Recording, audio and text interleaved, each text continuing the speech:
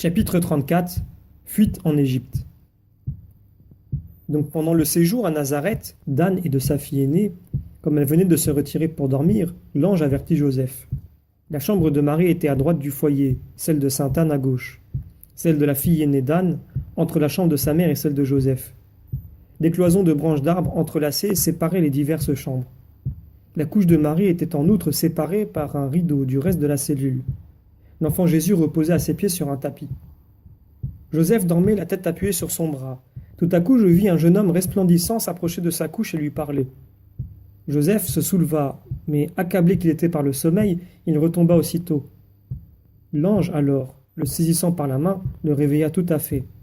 Joseph se leva et l'ange disparut. Joseph alla d'abord allumer sa lampe à celle qui brûlait devant le foyer. Puis il frappa à la porte de la Sainte Vierge et demanda s'il pouvait le recevoir. Je le vis entrer et parler avec Marie, qui n'ouvrit pas le rideau placé devant sa couche.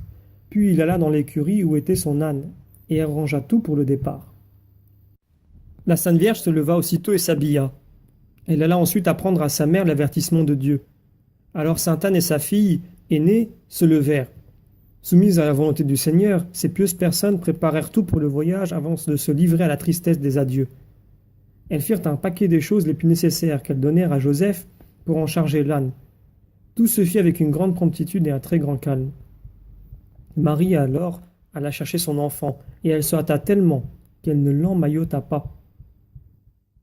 L'heure de se séparer était arrivée.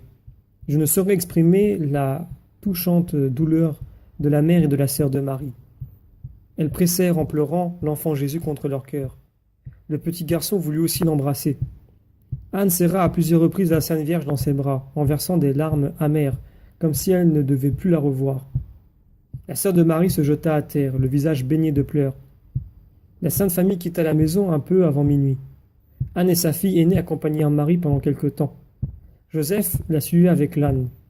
La très Sainte Vierge portait, dans une écharpe, l'enfant Jésus qu'elle avait enveloppé de son long manteau. Son grand voile lui tombait des deux côtés du visage, et ne couvrait que le derrière de la tête. Bientôt, Joseph les rejoignit avec l'âne, sur lequel était placée une outre pleine d'eau et une corbeille où il y avait des petits pains, des oiseaux vivants et autres objets. Elles s'embrassèrent encore une fois en pleurant.